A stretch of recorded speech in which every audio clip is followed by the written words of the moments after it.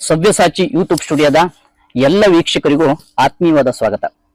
ವೀಕ್ಷಕರೇ, ಒಂದು ಸ್ವಂತ ಮನೆಯನ್ನ ಕಟ್ಟಿಕೊಳ್ಬೇಕು ಅನ್ನೋದು ಪ್ರತಿಯೊಬ್ಬರ ಕನಸಾಗಿರುತ್ತೆ. ಆ ವ್ಯಕ್ತಿ ಬಡವನಾಗಿರ್ಬೋದು, ಶ್ರೀಮಂತನಾಗಿರ್ಬೋದು, ಪೇಟೆಯಲ್ಲಿರ್ಬೋದು ಅಥವಾ ಹಳ್ಳಿಯವನಾಗಿರ್ಬೋದು, ಎಲ್ಲರ ಕನಸು ಕೂಡ ಸ್ವಂತ ಮನೆಯನ್ನ ಕಟ್ಟಿಕೊಳ್ಬೇಕು ಅನ್ನೋದಾಗಿರುತ್ತೆ. ಸ್ವಂತ ಮನೆ ಅನ್ನೋ ಕಲ್ಪನೆನೇ ಎಷ್ಟೋ ಸಂತೋಷ ಕೊಡುವಂತ ವಿಷಯ. ಸೊ ಅದರಲ್ಲೂ ಕೂಡ ಆ ವಾಸ್ತು ಹೀಗಿರ್ಬೇಕು, ದೇವರ ಮನೆಯನ್ನ ಹೀಗೆ ಕಟ್ಕೊಳ್ಬೇಕು, ಅಥವಾ ಮಾಸ್ಟರ್ ಬೆಡ್ರೂಮ್ ಹೀಗಿರ್ಬೇಕು ಅನ್ನೋದ ಕಲ್ಪನೆ ನಮ್ಮಲ್ಲಿ ಆಲ್ರೆಡಿ ಇರುತ್ತೆ. ನಮ್ಮಲ್ಲಿ ಒಂದು ನಂಬಿಕೆ ಇದೆ, ನಮ್ಮ ಮನೆ 100% ವಾಸ್ತುನಲ್ಲಿ ಇರಬೇಕು ಅನ್ನೋದು.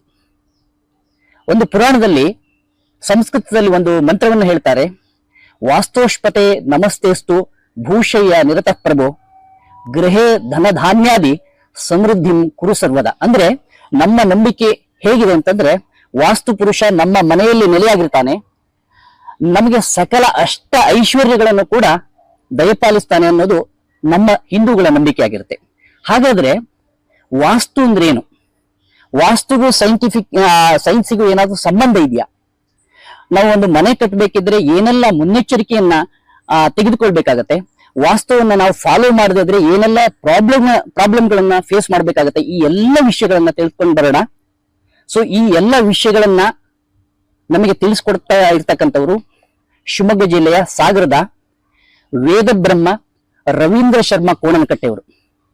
ಇವರು ಈ ವಾಸ್ತುಶಾಸ್ತ್ರದ ಬಗ್ಗೆ ತುಂಬಾ ಅಧ್ಯಯನ ಮಾಡಿದವರು, ಬೇರೆ ಬೇರೆ ವಿಷಯಗಳಲ್ಲಿ ತುಂಬಾ ಪುಸ್ತಕಗಳನ್ನು ಕೂಡ ಬರೆದಿದ್ದಾರೆ. ಸೊ ಅವ್ರನ್ನ ಈ ಕಾರ್ಯಕ್ರಮಕ್ಕೆ ಆತ್ಮೀಯವಾದ ಸ್ವಾಗತವನ್ನ ಕೋರೋಣ. ಅದಕ್ಕಿಂತ ಮುಂಚೆ ನಮ್ಮ ಚಾನೆಲ್ಗೆ ಸಬ್ಸ್ಕ್ರೈಬ್ ಮಾಡ್ಕೊಂಡಿಲ್ಲ ಅಂದ್ರೆ ಸಬ್ಸ್ಕ್ರೈಬ್ ಮಾಡ್ಕೊಳ್ಳಿ. ಬನ್ನಿ ವಿಡಿಯೋವನ್ನ ಸ್ಟಾರ್ಟ್ ಮಾಡೋಣ. ಸರ್ ನಮಸ್ತೆ. ನಮಸ್ತೆ ಕುಮಾರ್ ಅವರ. ಕಾರ್ಯಕ್ರಮಕ್ಕೆ ಆತ್ಮೀಯವಾದ ಸ್ವಾಗತ.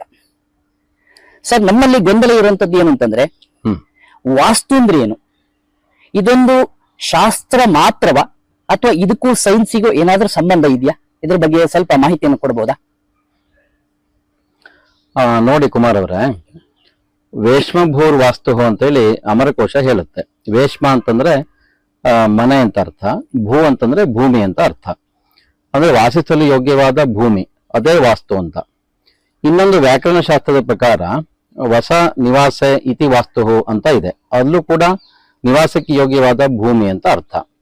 ಮತ್ತೊಂದು ಕಡೆಯಲ್ಲಿ ವಸಂತಸ್ಮಿನ್ ಇತಿ ವಾಸ್ತು ಅಂತ ಇದೆ, ಅಂದ್ರೆ ವಾಸಿಸಲು ಯೋಗ್ಯವಾದಂತಹ ಮನೆ ಅಂತ. ಇದಕ್ಕೆ ವಾಸ್ತು ಅಂತ ಹೇಳಲಾಗುತ್ತೆ. ಮತ್ತೊಂದು ಪ್ರತೀತಿಯ ಪ್ರಕಾರ ವಾಸ್ತುಪುರುಷ ಅನ್ನುವಂಥವನು ಈಶಾನ್ಯ ಒಬ್ಬ ಪುರುಷ. ಆತ ಈಶಾನ್ಯದಲ್ಲಿ ತಲೆಯನ್ನ, ನೈಋತ್ಯಕ್ಕೆ ಕಾಲನ್ನ ಇಟ್ಟಿರ್ತಾನೆ, ಬೋರಲಾಗಿ ಮಲಗಿರ್ತಾನೆ. ಆತನ ಮೇಲೆ ಬ್ರಹ್ಮನಿಂದ ಮೊದಲುಗೊಂಡು 53 ದೇವತೆಗಳು ಅವನ ಮೇಲೆ ಆಧಿಪತ್ಯವನ್ನು ಸ್ಥಾಪಿಸಿರ್ತಾರೆ ಅಂತ. ಅದನ್ನು ಕೂಡ ವಾಸ್ತು ಅಂತ ಹೇಳಲಾಗುತ್ತೆ. ಈ ವಾಸ್ತು ಅನ್ನುವಂಥದ್ದು ಒಂದು ಶಾಸ್ತ್ರ. ಇದರಲ್ಲಿ ಜ್ಯೋತಿಷ ಶಾಸ್ತ್ರದ ಒಂದು ವಿಭಾಗ. ಜ್ಯೋತಿಷ ಶಾಸ್ತ್ರದಲ್ಲಿ ಸಿದ್ಧಾಂತ, ಸಂಹಿತ, ಹೋರ ಅಂತೇಳಿ 3 ವಿಭಾಗಗಳಿದೆ. ಆ 3 ವಿಭಾಗಗಳಲ್ಲಿ ಸಂಹಿತೆಯಲ್ಲಿ ಮತ್ತು ಹೋರಾದಲ್ಲಿ ಈ ವಾಸ್ತು ಪ್ರಕರಣ ಅನ್ನುವಂಥದ್ದು ಬರುತ್ತದೆ. ವರಾಹ ಮಿಹಿರಾಚಾರ್ಯರು ತಮ್ಮ ಬೃಹತ್ ಸಂಹಿತೆಯ ಗ್ರಂಥದಲ್ಲಿ ವಾಸ್ತುವಿನ ಬಗ್ಗೆ ತುಂಬಾ ವಿವರಗಳನ್ನು ಕೊಟ್ಟಿದ್ದಾರೆ. ಹಾಗೂ ವಿದ್ಯಾಮಾಧವ ಪಂಡಿತರು ತಮ್ಮ ವಿದ್ಯಾಮಾಧವಿಯ ಗ್ರಂಥದಲ್ಲಿ ಕೂಡ ವಾಸ್ತುವಿನ ಕುರಿತಾದ ವಿವರಗಳನ್ನು ತುಂಬಾ ಚೆನ್ನಾಗಿ ಕೊಟ್ಟಿದ್ದಾರೆ. ಹಾಗಾಗಿ ವಾಸ್ತು ಅನ್ನುವಂಥದ್ದು ಒಂದು ಶಾಸ್ತ್ರ. ಇದು ಋಷಿಗಳಿಂದ ಮೊದಲು ರಚಿತವಾಗಿ ನಂತರ ಆಚಾರ್ಯರಿಂದ ಅದು ಬೆಳವಣಿಗೆಯನ್ನು ಹೊಂದಿ ಈಗಿನ ಆಧುನಿಕ ವಾಸ್ತುಶಾಸ್ತ್ರವಾಗಿ ರೂಪುಗೊಂಡಿದೆ. ಒಂದು ವಾಸ್ತು ಇದನ್ನ ಶಾಸ್ತ್ರ ಅಂತಲೇ ಹೇಳ್ಬೋದು. ವೈಜ್ಞಾನಿಕವಾಗಿ ಹೇಳೋದಾದ್ರೆ, ಈಗಿನ ಏನು ಸೈನ್ಸ್ ಅಂತ ಹೇಳ್ತೇವೆ, ಭೌತಿಕ ವಿಜ್ಞಾನ, ಆ ಭೌತಿಕ ವಿಜ್ಞಾನದ ರೀತಿಯಲ್ಲಿ ಇದೊಂದು ವಿಜ್ಞಾನ ಅಂತ ಹೇಳಲಿಕ್ಕೆ ಆಗೋದಿಲ್ಲ. ಇದು ಬೇರೆದೇ ರೀತಿಯ ಒಂದು ವಿಜ್ಞಾನ ಅಂತ. ಮನೆಯನ್ನ ಯಾವ ದಿಕ್ಕಿನಲ್ಲಿ ಕಟ್ಟುವಂಥದ್ದು ಶ್ರೇಷ್ಠ ಅಥವಾ ಉತ್ತಮ? ಈಗ ಪೂರ್ವ, ದಕ್ಷಿಣ, ಪಶ್ಚಿಮ, ಉತ್ತರ ಅಂತ ಏನು ಹೇಳ್ತೇವೆ ಅದನ್ನ ದಿಕ್ಕುಗಳು ಅಂತ ಹೇಳ್ತಾರೆ. ಮತ್ತೆ ಆಗ್ನೇಯ, ಈಶಾನ್ಯ, ವಾಯವ್ಯ, ನೈಋತ್ಯ ಅಂತ ಏನು ಹೇಳ್ತಾರೆ ಅದನ್ನು ವಿದಿಕ್ಕುಗಳು ಅಂತ ಹೇಳ್ತಾರೆ. ಇದರಲ್ಲಿ ವಾಸ್ತುಶಾಸ್ತ್ರದಲ್ಲಿ 8 ದಿಕ್ಕುಗಳಿಗೆ 8 ಆಯಗಳನ್ನ ನಿರ್ದಿಷ್ಟಪಡಿಸಿದ್ದಾರೆ. ಧ್ವಜೋ ಧೂಮಚ ಸಿಂಹಶ್ಚ ಸಾರಮೇಯ ವೃಷಃಖರಃ ದಂತಿಕಾಕ ಕ್ರಮಾದೈತೆ ದಿಶಾಸ್ತ್ರೇಂದ್ರಿಯಾದಿಶು ಸ್ಥಿತಾಹ ಅಂತ. ಅಂದ್ರೆ ಧ್ವಜಾಯ, ಸಿಂಹಾಯ, ವೃಷಭಾಯ, ಗಜಾಯ, ಇದು 4 ದಿಕ್ಕುಗಳಿಗೆ ಹೇಳಿರುವಂತಹದ್ದು, ಪೂರ್ವ, ದಕ್ಷಿಣ, ಪಶ್ಚಿಮ ಮತ್ತು ಉತ್ತರ ದಿಕ್ಕುಗಳಿಗೆ. ಉಳಿದಂತೆ ಧೂಮಾಯ, ಶ್ವಾನಾಯ, ಖರಾಯ, ಕಾಕಾಯ ಇವುಗಳನ್ನ ಆಗ್ನೇಯಾದಿ ವಿದಿಕ್ಕುಗಳಿಗೆ ಹೇಳಿರುವಂತಹದ್ದು. ಇವುಗಳಲ್ಲಿ 8 ಆಯಗಳಲ್ಲಿ 4 ಆಯಗಳು ಶುಭ ಅಂತಲೂ 4 ಆಯಗಳು ಅಶುಭ ಅಂತಲೂ ಹೇಳಲ್ಪಟ್ಟಿದೆ. ಅಲ್ಲಿ ಪೂರ್ವ ದಿಕ್ಕಿಗೆ ಅಭಿಮುಖವಾಗಿ ಮನೆ ಇದ್ದಾಗ ಧ್ವಜಾಯ ಶುಭ, ದಕ್ಷಿಣ ದಿಕ್ಕಿಗೆ ಅಭಿಮುಖವಾಗಿದ್ದಾಗ ಸಿಂಹಾಯ ಶುಭ, ಪಶ್ಚಿಮ ದಿಕ್ಕಿಗೆ ಮನೆ ಅಭಿಮುಖವಾಗಿದ್ರೆ ಅವಾಗ ವೃಷಭಾಯ ಶುಭ, ಉತ್ತರ ದಿಕ್ಕಿಗೆ ಅಭಿಮುಖವಾಗಿದ್ರೆ ಆಗ ಗಜಾಯ ಅನ್ನುವಂಥದ್ದು ಶುಭ ಅಂತ. ಇಲ್ಲಿ ವಾಸ್ತುಶಾಸ್ತ್ರದಲ್ಲಿ ಈ 4 ದಿಕ್ಕುಗಳಿಗೆ ಅಭಿಮುಖವಾಗಿ ಮನೆಯನ್ನು ಕಟ್ಟುವುದು ಶ್ರೇಷ್ಠ ಅಂತ ಹೇಳಿದ್ದಾರೆ. ಪೂರ್ವ, ದಕ್ಷಿಣ, ಪಶ್ಚಿಮ, ಉತ್ತರ ಈ 4 ದಿಕ್ಕುಗಳು. ಈ ಉಳಿದಂತೆ ಆಗ್ನೇಯ, ಈಶಾನ್ಯ, ವಾಯುವ್ಯ, ನೈಋತ್ಯ ಏನು ವಿದಿಕ್ಕುಗಳಿದೆ ಆ ದಿಕ್ಕುಗಳಿಗೆ ಅಭಿಮುಖವಾಗಿ ಮನೆ ಕಟ್ಟುವುದು ಶ್ರೇಷ್ಠ ಅಲ್ಲ ಅಂತ, ಅದರಿಂದ ಕೆಲವು ತೊಂದರೆಗಳು ಉಂಟಾಗಬಹುದು ಅಂತ. ಇದರಲ್ಲಿ ದಕ್ಷಿಣ ದಿಕ್ಕನ್ನ ಹೆಚ್ಚಿನ ಜನ ತುಂಬಾ ಅಶುಭ ಅಂತ ತಿಳ್ಕೊಳ್ತಾರೆ. ದಕ್ಷಿಣ ದಿಕ್ಕಿಗೆ ಅಭಿಮುಖವಾಗಿ ಮನೆ ಕಟ್ಟಲಿಕ್ಕೆ ಹೆದರ್ತಾರೆ. ದಕ್ಷಿಣ ದಿಕ್ಕಿಗೆ ಮುಖವಾಗಿರುವಂತಹ ಸೈಟನ್ನು ಅಥವಾ ಮನೆಯನ್ನು ಖರೀದಿ ಮಾಡ್ಲಿಕ್ಕೂ ಕೂಡ ಹೆದರ್ತಾರೆ. ಆದ್ರೆ ವಾಸ್ತುಶಾಸ್ತ್ರ ಪ್ರಕಾರ ಇದು ಸತ್ಯ ಅಲ್ಲ. ವಾಸ್ತುಶಾಸ್ತ್ರದಲ್ಲಿ ಈ 4 ದಿಕ್ಕುಗಳು ಕೂಡ ಶುಭ ಅಂತ ಹೇಳಲ್ಪಟ್ಟಿದೆ, ದಕ್ಷಿಣ ದಿಕ್ಕು ಕೂಡ ಶುಭ ಅಂತ ಹೇಳಲ್ಪಟ್ಟಿದೆ. ಈ ದಕ್ಷಿಣ ದಿಕ್ಕಿಗೆ ಅಭಿಮುಖವಾಗಿ ಮನೆ ಇದ್ದಾಗ ಅದನ್ನ ಸಿಂಹಾಯದಲ್ಲಿ ಕಟ್ಟಿದ್ರೆ ಶ್ರೇಷ್ಠ ಅಂತ ಇದೆ. ಗ್ರಂಥಾಂತರಗಳಲ್ಲಿ ಧ್ವಜಾಯ ಮತ್ತು ಗಜಾಯ ಇದ್ರೂ ಕೂಡ ದಕ್ಷಿಣ ದಿಕ್ಕಿಗೆ ಅಭಿಮುಖವಾಗಿ ಇದ್ದಾಗ ಶುಭ ಅಂತ ಇದೆ. ಹಾಗಾಗಿ ದಕ್ಷಿಣ ದಿಕ್ಕಿಗೆ ಅಭಿಮುಖವಾಗಿ ಮನೆ ಇದ್ರೆ ಅದನ್ನ ತುಂಬಾ ಅಶುಭ, ಕೆಟ್ಟದ್ದು ಅಂತ ತಿಳ್ಕೊಳ್ಬೇಕಾಗಿಲ್ಲ. ಈಗ ಮನೆಗಳ ಸಾಲು, ವಿಶೇಷವಾಗಿ ಪೇಟೆಗಳಲ್ಲಿ ಉತ್ತರ ದಿಕ್ಕಿಗೆ ಅಭಿಮುಖವಾಗಿ ಮನೆಗಳಿರುತ್ತೆ, ಅದರ ಎದುರುಗಡೆ ದಕ್ಷಿಣ ದಿಕ್ಕಿಗೆ ಅಭಿಮುಖವಾಗಿ ಕೂಡ ಮನೆಗಳು ಇರುತ್ತೆ. ಆಗ ದಕ್ಷಿಣ ದಿಕ್ಕಿಗೆ ಅಭಿಮುಖವಾಗಿ ಇದೆ ಅಂತ ಹೇಳಿ ಅದನ್ನ ತಿರಸ್ಕಾರ ಮಾಡಬೇಕು ಅಂತ ಇಲ್ಲ, ಅದ್ರ ಬಗ್ಗೆ ಭಯ ಪಡಬೇಕು ಅಂತಿಲ್ಲ. ಆ ರೀತಿಯಾದ ಆಯಗಳಲ್ಲಿ ಮನೆ ನಿರ್ಮಾಣ ಮಾಡಿಕೊಂಡು ಅಲ್ಲಿ ವಾಸವನ್ನ ಮಾಡಬಹುದು ಅಂತ. ಮತ್ತೊಂದು, ಪೂರ್ವ ದಿಕ್ಕು ಎಲ್ಲಕ್ಕಿಂತ ಶ್ರೇಷ್ಠ ನಿಜ. ಯಾಕೆಂದ್ರೆ ಸೂರ್ಯನ ರಶ್ಮಿ ಬೆಳಿಗ್ಗೆ ಸೂರ್ಯೋದಯ ಆದ ಕೂಡಲೇ ಮನೆಯ ಮೇಲೆ ಬೀಳುತ್ತೆ. ಹಾಗಾಗಿ ಪೂರ್ವ ದಿಕ್ಕಿನಂತೆಯೇ ದಕ್ಷಿಣ, ಪಶ್ಚಿಮ, ಉತ್ತರ ದಿಕ್ಕುಗಳು ಕೂಡ ಶುಭ ಅಂತಾನೆ ತಿಳ್ಕೊಳ್ಬೇಕು. ಒಟ್ಟಾರೆ ವಾಸ್ತುಶಾಸ್ತ್ರದಲ್ಲಿ ಈ 4 ದಿಕ್ಕುಗಳಿಗೆ ಅಭಿಮುಖವಾಗಿ ಮನೆ ಕಟ್ಟಿದ್ರೆ ಶುಭ.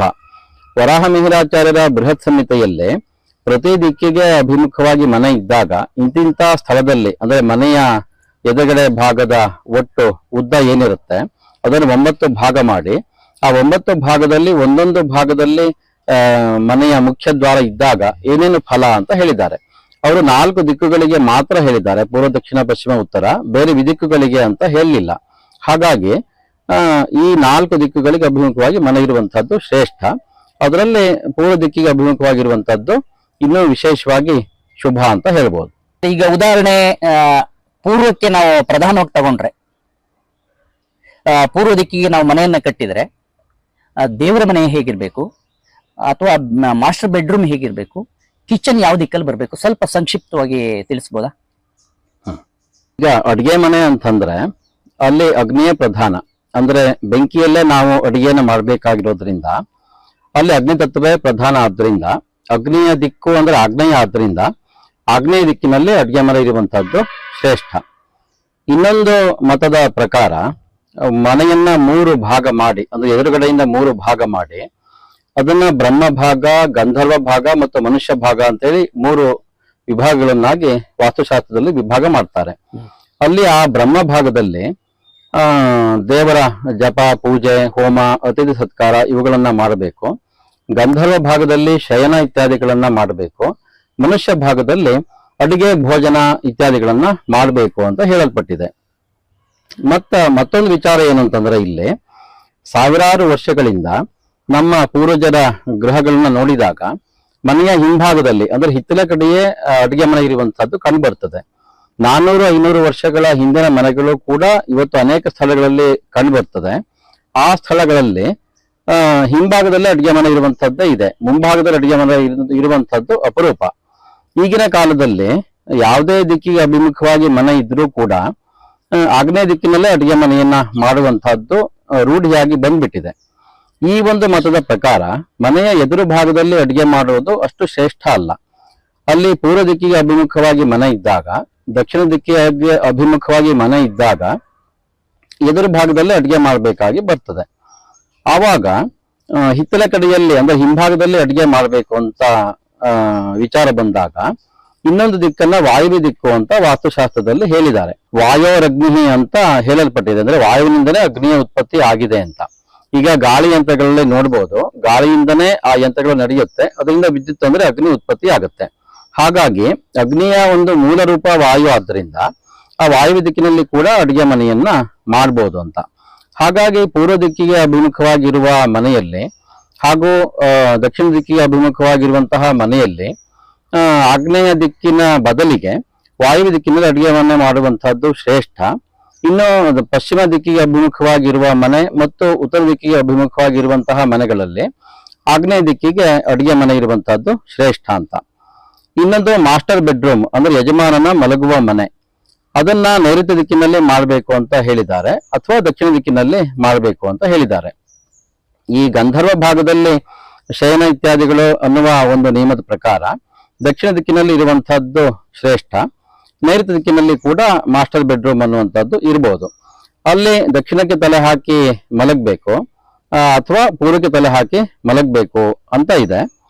ನಂತರ ದೇವರ ಪೂಜೆ ಮಾಡುವಂತಹದ್ದು ದೇವಗೃಹ ಎಲ್ಲಿರಬೇಕು ಅಂತ, ಅದು ಈಶಾನ್ಯ ಭಾಗ ದೇವಭಾಗ ಅಂತ ಹೇಳಲ್ಪಟ್ಟಿದೆ. ಆ ಈಶಾನ್ಯ ಭಾಗದಲ್ಲಿ ದೇವಗೃಹ ಅನ್ನುವಂಥದ್ದು ಇರಬೇಕು, ಅಥವಾ ಮನೆಯ ಮಧ್ಯಭಾಗ ಅದು ಬ್ರಹ್ಮ ಭಾಗ ಅಂತ ಹೇಳ್ತಾರೆ. ಅಂದ್ರೆ ಮನೆಯ ಎಲ್ಲಾ ಶಕ್ತಿಗಳು ಆ ಬ್ರಹ್ಮ ಭಾಗದಲ್ಲಿ ಕೇಂದ್ರೀಕೃತವಾಗಿರುತ್ತೆ ಅಂತ. ಆ ಬ್ರಹ್ಮ ಭಾಗದಲ್ಲಿ ಕೂಡ ಈ ದೇವಗೃಹವನ್ನು ನಿರ್ಮಾಣ ಮಾಡಬಹುದು. ಎಲ್ಲಾ ಸ್ಥಳಗಳಲ್ಲೂ ಎಲ್ಲಾ ಮನೆಗಳಲ್ಲೂ ಈ ರೀತಿ ನಿಯಮವನ್ನು ಅನುಸರಿಸಲಿಕ್ಕೆ ಸಾಧ್ಯವಾಗದೇ ಇರುವ ಪಕ್ಷದಲ್ಲಿ ಸಾಮಾನ್ಯವಾಗಿ ಮನೆಯ ಎದುರು ಭಾಗದಲ್ಲಿ ದೇವಗೃಹವನ್ನ ಮಾಡುವಂತದ್ದು ಕಡಿಮೆ. ಅದು ಮಧ್ಯಭಾಗದಲ್ಲಿ ಅಥವಾ ಹಿಂಭಾಗದಲ್ಲಿಯೇ ಇರುತ್ತೆ. ಅಲ್ಲಿ ಮಧ್ಯಭಾಗದಲ್ಲಿ ಇರುವಂತದ್ದು ಹೆಚ್ಚು ಉತ್ತಮ.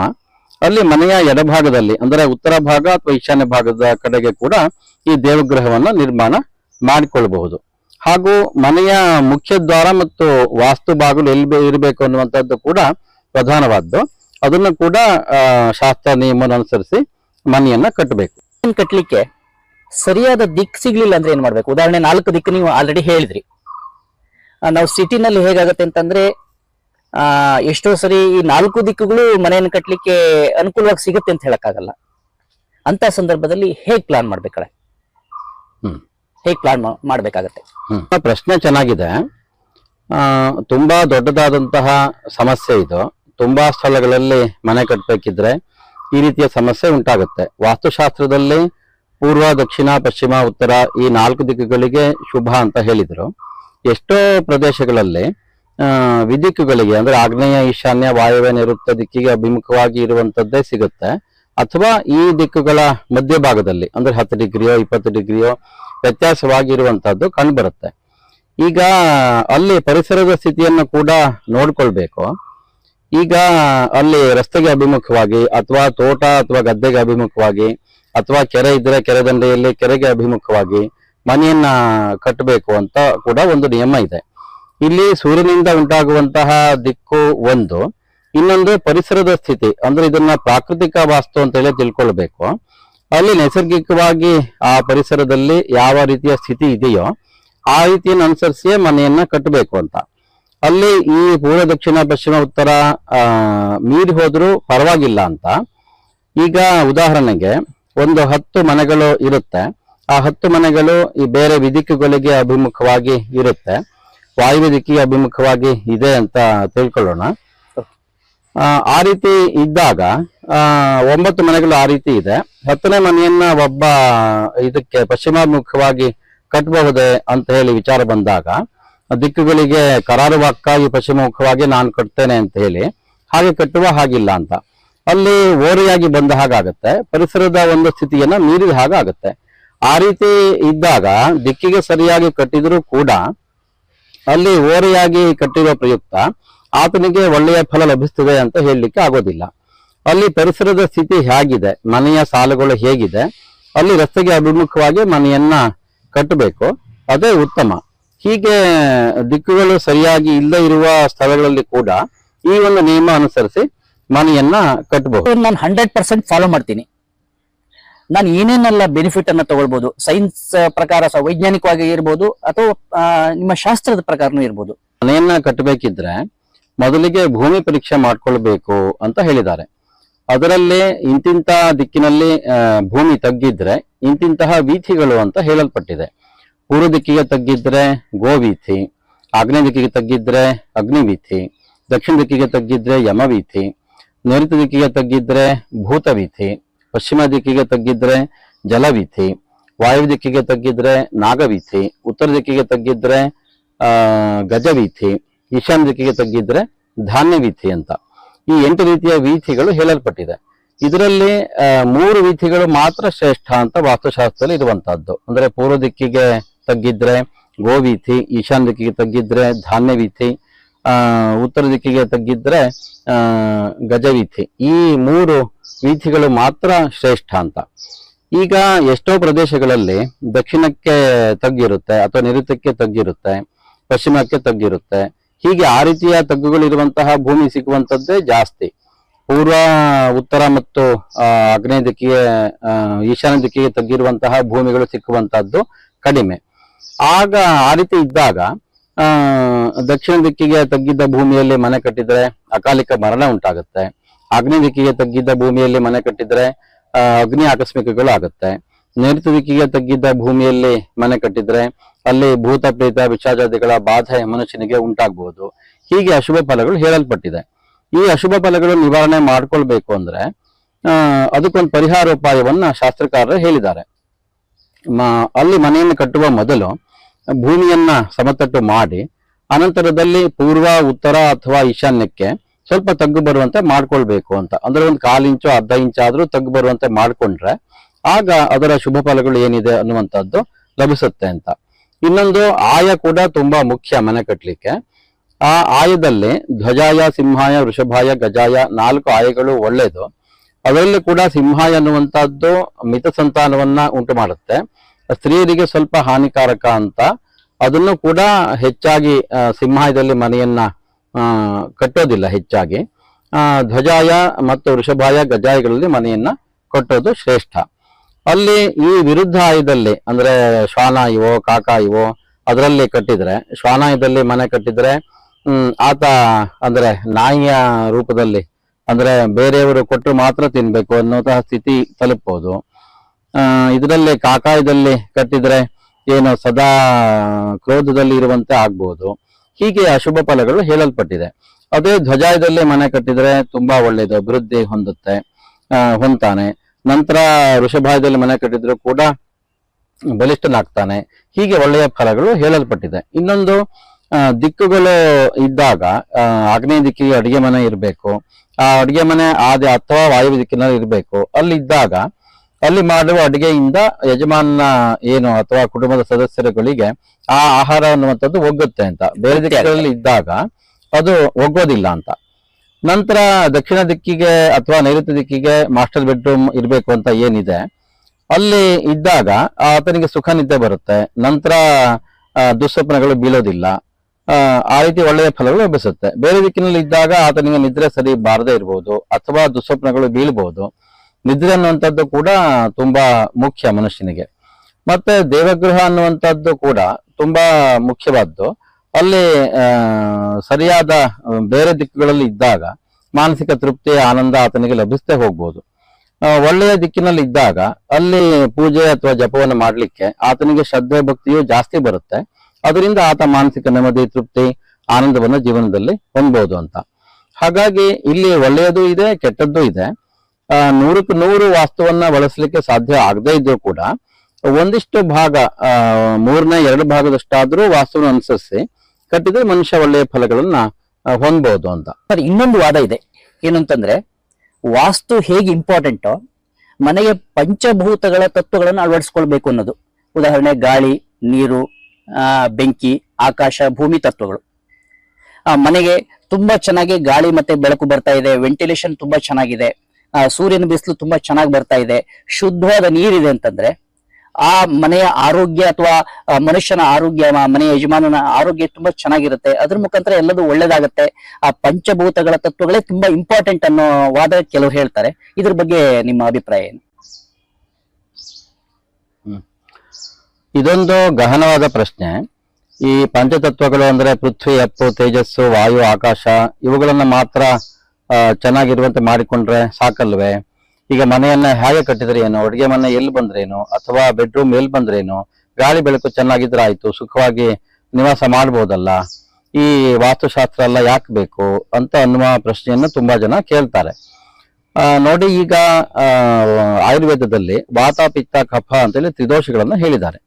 ಆ ತ್ರಿದೋಷಗಳು ಮನುಷ್ಯನಿಗೆ ಇರಲೇಬೇಕದು, ಅದರಲ್ಲಿ ಸಮತೋಲನದಲ್ಲಿ ಇರಬೇಕು ಅಂತ ಹೇಳಿದ್ದಾರೆ. ಸಮತೋಲನದಲ್ಲಿ ಇಲ್ಲದೆ ಇದ್ದಾಗ ರೋಗ ಬರುತ್ತೆ ಅಂತ. ವಾತ, ಪಿತ್ತ, ಕಫ ಜಾಸ್ತಿ ಆದ್ರೂ ತೊಂದ್ರೆ, ವಾತ, ಪಿತ್ತ, ಕಫ ಕಡಿಮೆ ಆದ್ರೂ ತೊಂದ್ರೆ ಅಂತ. ಅದೇ ರೀತಿ ಈ ಏನು ಪಂಚತತ್ವಗಳಿದೆ, ಆ ಪಂಚತತ್ವಗಳ ಶಕ್ತಿಗಳು ಜಾಸ್ತಿ ಆದ್ರೂ ತೊಂದರೆ ಆಗುತ್ತೆ, ಕಡಿಮೆ ಆದ್ರೂ ತೊಂದರೆ ಆಗುತ್ತೆ. ಹಾಗಾಗಿ ಅದನ್ನ ಒಂದು ಸಮತೋಲನದಲ್ಲಿ ಇಟ್ಕೊಳ್ಳಿಕ್ಕಾಗಿ ಈ ವಾಸ್ತುಶಾಸ್ತ್ರದ ಅನುಸಾರವಾಗಿ ಮನೆಯನ್ನ ಕಟ್ಟಬೇಕು ಅಂತ. ಅಲ್ಲಿ ಆಗ್ನೇಯ ದಿಕ್ಕಿಗೆ ಅಡಿಗೆ ಮನೆ ಇದ್ರೆ ಅಥವಾ ವಾಯು ದಿಕ್ಕಿಗೆ ಇದ್ರೆ ಆ ಒಂದು ಅಗ್ನೇಯ ತತ್ವ ಸಮತೋಲನದಲ್ಲಿ ಇರುತ್ತೆ. ಮತ್ತೆ ಮಧ್ಯಭಾಗ ಬ್ರಹ್ಮ ಭಾಗವನ್ನ ಚೆನ್ನಾಗಿ ಇಟ್ಕೊಳ್ಬೇಕು ಅಂತ, ಅಲ್ಲಿ ಭಾರವಾದ ವಸ್ತುಗಳನ್ನ ಇಡಬಾರದು ಅಂತ, ಅದು ಪೃಥ್ವಿ ಭಾಗ ಅಂತ. ನಂತರ ವಾಯುವ್ಯ ದಿಕ್ಕು ವಾಯುವಿನ ಭಾಗ, ಈಶಾನ್ಯ ದಿಕ್ಕು ಬೇರೆ ಉಳಿದ ತತ್ವಗಳಿಗೆ ಹೇಳಿದ್ದಾರೆ. ಆ ರೀತಿಯಾಗಿ ಆ ತತ್ವಗಳನ್ನ ಸಮತೋಲನದಲ್ಲಿ ಇಟ್ಕೊಳ್ಳಿಕ್ಕಾಗಿ ಈ ಪಂಚಭೂತಗಳ ವ್ಯವಸ್ಥೆಯ ಸಹಿತವಾಗಿ ಮನೆಯನ್ನ ಕಟ್ಟಬೇಕು ಅಂತ. ಇನ್ನೊಂದು, ಎಲ್ಲಾ ಕಡೆಗೂ ಗಾಳಿ ಬೆಳಕು ಇರ್ಲೇಬೇಕು ಅಂತ ಇಲ್ಲ. ಕತ್ತಲೆ ಕೋಣೆ ಅಂತೇಳಿ ಹಿಂದಿನ ಕಾಲದ ಮನೆಗಳಲ್ಲಿ ಇರ್ತಿತ್ತು, ಒಂದು ಕತ್ತಲೆ ಕೋಣೆ ಇದ್ದೇ ಇರ್ತಿತ್ತು. ಅಲ್ಲಿ ವಸ್ತುಗಳನ್ನ ಇಟ್ಟಾಗ ಅದು ಹೆಚ್ಚು ಕಾಲ ಇಡ್ಬೋದಿತ್ತು, ಅದು ಕೆಡ್ತಿರ್ಲಿಲ್ಲ ಸೈಂಟಿಫಿಕ್ ಆಗಿ ಕೂಡ. ಈಗ ನೀವು ಎಷ್ಟೋ ಆಹಾರ ಪದಾರ್ಥಗಳ ಪ್ಯಾಕೆಟ್ ನಲ್ಲಿ ನೋಡ್ತೀರಿ, keep in a cool dry place ಅಂತ ಇಟ್ಟಿರ್ತಾರೆ. ಆ ರೀತಿಯ ಪ್ಲೇಸ್ ಅದು, ಅಲ್ಲಿ ಇಟ್ಟರೆ ಹೆಚ್ಚು ಕಾಲ ಬಾಳಿಕೆ ಬರುತ್ತೆ ಅಂತ. ಅದನ್ನ ಅನುಸರಿಸೋದು ಕಡಿಮೆ ಆಗಿದೆ. ಇವತ್ತಿನ ದಿವಸ ಕತ್ಲೆ ಕೋಣೆ ಅನ್ನುವಂಥದ್ದೇ ಇಲ್ಲ ಮನೆಯಲ್ಲಿ, ಎಲ್ಲವೂ ಬೆಳಕು ಬರುವಂತಹ ಕೋಣೆಗಳೇ ಆಗಿರುತ್ತೆ. ಹಾಗಾಗಿ ಅದು ಕೂಡ ಒಂದು ಮುಖ್ಯವಾದಂತಹದ್ದೆಯ, ಅದನ್ನ ಕೂಡ ಬಳಸಬೇಕು ಅಂತ. ಒಳ್ಳೇದು. ಗಾಳಿ ಬೆಳಕು ಜಾಸ್ತಿ ಆದ್ರೂ ಕೂಡ ಪ್ರಾಬ್ಲಮ್ ಅಂತಾನೆ ನೀವು ಜಾಸ್ತಿ ಆದ್ರೂ ಪ್ರಾಬ್ಲಮ್, ಕಡಿಮೆ ಆದ್ರೂ ಪ್ರಾಬ್ಲಮ್. ಕಡಿಮೆ ಅನ್ನುವಂಥದ್ದು ಕೆಲವು ಪ್ರದೇಶದಲ್ಲಿ ಈಗ ಆಹಾರ ವಸ್ತುಗಳು ಕೆಡದೆ ಇರುವಂತೆ ಮಾಡ್ಲಿಕ್ಕಾಗಿ ಆ ರೀತಿಯ ಪ್ರದೇಶವು ಬೇಕಾಗುತ್ತೆ ಮನೆಗೆ ಅಂತ, ಅದಿದ್ರೆ ಕೂಡ ಒಳ್ಳೇದು ಅಂತ. ಹಾಗಾಗಿ ಎರಡೂ ಕೂಡ ನಮಗೆ ಪ್ರಧಾನವೇ. ಸರ್, ಆಲ್ರೆಡಿ ಮನೆಯನ್ನ ಕಟ್ಟಿರ್ತೀವಿ, ಯಾವುದೋ ವಾಸ್ತು ತಜ್ಞರು ಆಕಸ್ಮಿಕವಾಗಿ ಬರ್ತಾರೆ, ಈ ವಾಸ್ತು ಸರಿ ಇಲ್ಲ ಅಂತ ಹೇಳ್ತಾರೆ. ಅಂತ ಮೂಮೆಂಟ್ ನಲ್ಲಿ ಏನ್ ಮಾಡ್ಬೇಕು? ಉದಾಹರಣೆ, ಒಂದು ಇನ್ಸಿಡೆಂಟ್ ನಾನು ಇಲ್ಲಿ ಹೇಳಲೇಬೇಕು. ನಮ್ಮ ಆತ್ಮೀಯ ಸ್ನೇಹಿತರೊಬ್ರು ಸುಮಾರು ಒಂದು 5-6 ವರ್ಷದಿಂದ ಒಂದು ಮನೆಯನ್ನ ಕಟ್ಕೊಂಡಿದ್ರು. ಅವ್ರು ಏನ್ ಮಾಡಿದ್ದಾರೆ, ಇಂಜಿನಿಯರ್ಸ್ ಮುಖಾಂತರ ಪ್ಲಾನ್ ಅನ್ನ ಮಾಡ್ಕೊಂಡಿದ್ರು. ಸೊ ಸುಮಾರು ಒಂದು 20-25 ಲಕ್ಷ ರೂಪಾಯಿ ಇನ್ವೆಸ್ಟ್ಮೆಂಟ್ ಮಾಡಿ ತುಂಬಾ ಕಷ್ಟಪಟ್ಟು ಅಂತ ಮೂಮೆಂಟ್ ನಲ್ಲಿ ಗೋಲ್ಡನ್ ಪ್ಲೆಡ್ಜ್ ಮಾಡಿಯೋ ಅಥವಾ ಬ್ಯಾಂಕ್ ಲೋನ್ ತಗೊಂಡು ತುಂಬಾ ಕಷ್ಟಪಟ್ಟು ಮನೆ ಕಟ್ಟಿದ್ದಾರೆ. ಅದು ದಕ್ಷಿಣಾಭಿಮುಖವಾಗಿದೆ. ಅಂತ ಟೈಮ್ ನಲ್ಲಿ ಏನ್ ಹೇಳಿದ್ರು ಅಂತಂದ್ರೆ, ರಾಜಬೀದಿ ಇರೋದ್ರಿಂದ ದಕ್ಷಿಣಾಭಿಮುಖ ಓಕೆ ಅಂತ ಆ ಪ್ಲಾನ್ ಮಾಡಿದ್ರು. ಸೊ ಅವ್ರಿಗೆ ಏನಾಯ್ತು ಅಂತಂದ್ರೆ, ಸ್ವಲ್ಪ ಆರ್ಥಿಕವಾಗಿ ಕಷ್ಟದಲ್ಲಿದ್ರು. ಪ್ರತಿಯೊಬ್ಬರಿಗೂ ಆಗುವಂತ ಸಮಸ್ಯೆನೆ, ಮನೆ ಕಟ್ಟಿದಾಗ ಪ್ರತಿಯೊಬ್ಬರು ಸ್ವಲ್ಪ ಆರ್ಥಿಕವಾಗಿ ಕುಸ್ತಿರ್ತಾರೆ. ಅದಾಗಿ ಸ್ವಲ್ಪ ಟೈಮ್ ನಲ್ಲೇ ಒಬ್ರು ವಾಸ್ತು ತಜ್ಞರು ಆಕಸ್ಮಿಕವಾಗಿ ಅವ್ರ ಮನೆ ಬರ್ತಾರೆ. ಇವ್ರೇನ್ ಮಾಡಿದ್ರು, ವಾಸ್ತು ತಜ್ಞರಿಗೆ ಮನೆಯನ್ನು ತೋರಿಸಿದ್ರು. ಗುರುಜಿ ನೋಡಿ, ಮನೆ ಕಟ್ಕೊಂಡಿದೀವಿ ಹೀಗೆ ಅಂತ. ಅವ್ರೇನಂದ್ರೆ, ಇವರಾಗಿ ಕರ್ಸಿರ್ಲಿಲ್ಲ, ಅವರಾಗೆ ಆಕಸ್ಮಿಕ ಬಂದಿದ್ದು, ಆಕಸ್ಮಿಕ ಬೇರೆ ಉದ್ದೇಶದಿಂದ ಬಂದಿರುವಂತದ್ದು. ಮನೆಯನ್ನ ತೋರಿಸಿದ್ದಾರೆ, ಗುರುಜಿ ಹೀಗೆ ಕಟ್ಕೊಂಡಿದೀವಿ ನೋಡಿ ಅಂತ. ಬಂದಾಗ ಅವ್ರು ಹೇಳಿದ್ರು, ಬೆಡ್ರೂಮ್ ವಾಸ್ತು ಸರಿ ಇಲ್ಲ, ಇದನ್ನ ಕಿತ್ತು ನೀವು ಅಡಿಗೆ ಮನೆ ಮಾಡಬೇಕು, ಈ ತರದ್ದು ಒಂದಷ್ಟು ಇದನ್ನ ಹೇಳಿದ್ರು. ಇಂಥ ಸಂದರ್ಭಗಳು ಎಷ್ಟೋ ಸರಿ ಬರ್ಬೋದು. ಇಂಥ ಸಂದರ್ಭದಲ್ಲಿ ಏನ್ ಮಾಡ್ಬೇಕು, ಅದನ್ನ ಕಿತ್ತು ಏನಾದ್ರು ಬೇರೆ ರೀತಿಯಲ್ಲಿ ಆಲ್ಟ್ರೇಷನ್ ಮಾಡ್ಬೇಕಾದ ಪರಿಸ್ಥಿತಿ ಬರುತ್ತೆ. ಯಾಕೆಂತಂದ್ರೆ ಅದನ್ನ ಕಿತ್ತು ಅಂತಂದ್ರೆ ಆರ್ಥಿಕವಾಗಿ ಮತ್ತೂ ಕುಸ್ತೋಗ್ತಾರೆ. ಇಲ್ಲ ಮನೆಯನ್ನ ಒಡೆಯೋದು ಅಂತಂದ್ರೆ ಏನೋ ಎಷ್ಟೋ ನೋವಿನ ಸಂಗತಿ ಆಗಿರುತ್ತೆ. ಇಂಥ ಸಂದರ್ಭದಲ್ಲಿ ಏನ್ ಮಾಡ್ಬೇಕು? ನೋಡಿ, ಮೊದಲನೇದಾಗಿ ಮನೆಯನ್ನ ಕಟ್ಟಬೇಕಿದ್ರೆ ವಾಸ್ತುಶಾಸ್ತ್ರಕ್ಕನುಸಾರವಾಗಿ ಕಟ್ಟಬೇಕು. ಎಷ್ಟೋ ಬಾರಿ ಏನಾಗುತ್ತೆ, ಆ ಸಮಯದಲ್ಲಿ ಆತನಿಗೆ, ಯಜಮಾನಿಗೆ ಅದ್ರ ಬಗ್ಗೆ ಅಷ್ಟು ಆಸಕ್ತಿ ಇರೋದಿಲ್ವೋ, ಅಥವಾ ಅದ್ರ ಬಗ್ಗೆ ಆತ ಗಮನ ಕೊಡೋದಿಲ್ವೋ, ಜ್ಞಾನದ ಕೊರತೆಯೋ ಆಗಿ ಆತ ಯಾವುದೋ ಒಂದು ರೀತಿಯಲ್ಲಿ ಅವನಿಗೆ ಇಷ್ಟಪಟ್ಟು ಕೊಡುವ ರೀತಿಯಲ್ಲಿ ಮನೆಯನ್ನ ಕಟ್ಕೊಂಡ್ಬಿಟ್ಟಿರ್ತಾನೆ. ಮುಂದೆ ಆತನಿಗೆ ಸಮಸ್ಯೆಗಳು ಬರದೇ ಇದ್ರೆ ಅದು ಅವನ ಗಮನಕ್ಕೆ ಬರೋದಿಲ್ಲ. ಸಮಸ್ಯೆಗಳು ಬಂದಾಗ ಅವಾಗ ಮತ್ತಾರೋ ಬಂದಾಗ ಅದನ್ನ ಹೇಳಿ ಆತನಿಗೆ ತಲೆಯಲ್ಲಿ ಹುಳ ಬಿಡ್ತಾರೆ ಅಂತ ಹೇಳ್ತಾರಲ್ಲ, ಆ ರೀತಿ ಹುಳ ಬಿಟ್ಟಿಕ್ಕೆ ಹೋಗ್ತಾರೆ. ಅಲ್ಲಿ ಅವರು ವಾಸ್ತುಶಾಸ್ತ್ರಕ್ಕೆ ಅನುಸಾರವಾಗಿ ಅದನ್ನ ಹೇಳಿದ್ರು ಕೂಡ ಈಗ ಮನೆಯನ್ನ ಕಟ್ಟಿ ಆಗ್ಬಿಟ್ಟಿದೆ. 20-25 ಲಕ್ಷ ಅದನ್ನ ತೊಡಗಿಸಿ ಮನೆ ಕಟ್ಟಿದ್ದಾನೆ. ಮತ್ತೂ ಮಾಡ್ಬೇಕು ಅಂತಂದ್ರೆ ಆತನಿಗೆ ಕೈಲಿ ದುಡ್ಡಿಲ್ಲ, ಎಲ್ಲ ಕಡೆ ಸಾಲ ಮಾಡ್ಕೊಂಡು ಸೋತ್ ಹೋಗಿರ್ತಾನೆ. ಆಗ ಹೇಳಿದಾಗ ಈಗ ಹೊಂಡದಲ್ಲಿ ಬಿದ್ದವನಿಗೆ ಮತ್ತೆ ಕಲ್ಲು ಹಾಕಿದ್ರು ಅನ್ನುವ ಸ್ಥಿತಿ ಆತನಿಗೆ ಆಗುತ್ತೆ. ಅವಾಗ ಏನ್ ಮಾಡ್ಬೇಕು ಅಂತಂದ್ರೆ, ಒಂದು ಸಾಮಾನ್ಯ ಬದಲಾವಣೆಗಳಿದ್ರೆ ಅದನ್ನ ಮಾಡ್ಕೊಳ್ಬಹುದು. ಈಗ ಅಡಿಗೆ ಮನೆ ಸರಿಯಾದ ದಿಕ್ಕಿನಲ್ಲಿ ಇಲ್ಲ ಅಂತಂದ್ರೆ ಇನ್ನೊಂದು ರೂಮ್ ನಲ್ಲಿ ಸರಿಯಾದ ದಿಕ್ಕಿನಲ್ಲಿ ಅಡಿಗೆ ಮನೆಯನ್ನ ಬದಲಾವಣೆ ಮಾಡ್ಕೊಳ್ಬಹುದು, ಬೆಡ್ರೂಮ್ ಅನ್ನು ಬದಲಾವಣೆ ಮಾಡ್ಕೊಳ್ಬಹುದು. ಈ ರೀತಿಯಾದ ಬದಲಾವಣೆಗಳು ಇದ್ದಲ್ಲಿ, ಸಾಧ್ಯವಿದ್ದಲ್ಲಿ ಅದನ್ನ ಮಾಡ್ಕೊಳ್ಳುವಂಥದ್ದು. ಮತ್ತೊಂದು, ಎಲ್ಲವೂ ಕೂಡ ಒಂದು ಶಕ್ತಿಯ ಅಧೀನ ಆದ್ರಿಂದ